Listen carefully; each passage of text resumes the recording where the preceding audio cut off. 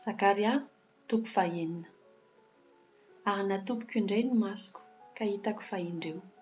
Kalesy fitondra miady 4 nivoaka avy teo anelanelan'ny tendrombohitra 2, ary tendrombohitra varahiny ireo tendrombohitra ireo.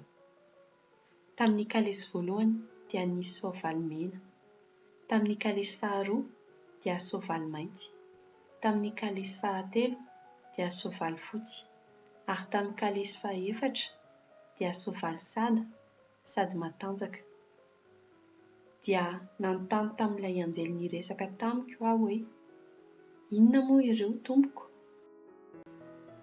Ary ilay anjely namaly aho hoe: ireo no rivotra 4 ny lanitra izay mirosy rehefa avy nijoro teo anatrehan'ny tompon'ny tany rehetra. Ny kalesy misy ny soavaly mainty dia miroso makany amin'ny tany avaratra, ny misy soavaly fotsy dia miroso manaraka azy, ny misy sada dia mivoaka makany amin'ny tany atsimo. Matanjaka izy ireo ary miroso ka mitady andeha hivezivezy eny amin'ny tany. Dia hoy ny tompo: mandeha any ianareo, mivezivezy eny amin'ny tany. Dia nandeha nivezivezy teny amin'ny tany ireo kalesy. Dia niantso mafy tamiko ny tompo hoe: indro ireo izay mivoaka makany amin'ny tany avaratra dia nampionona ny fahatezerako tany amin'ny tany avaratra. Ary tonga tamiko ny tenin'ny tompo hoe: mandraisa avy amin'ny fananan'ny babo dia avy amin'ny fananan'ny Elday sy Tobia ary Jedaia. Eny, mandeha iana ianao izao anio izao ihany, ka midira ao an-tranon'i Josia zanaky Zefania, izay novataniny noho ny vao tonga avy tany Babilôna izy.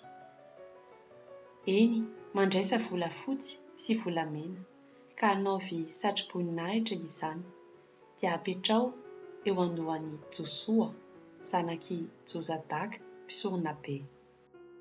Dia lazao aminy hoe: izao no lazain'Andriamanitra, tompon'izao rehetra izao: indro ny lehilahy atao hoe rantsana, amin'ny androny dia hitsimoka ny zavatra rehetra, sady hanao ny telopolon'ny tompo izy.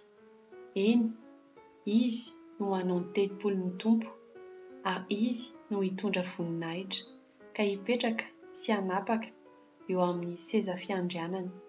Hisy mpisorona be hafa koa eo amin'ny seza fiandrianany, ary hisy fihavanana tanteraka amin'izy roa.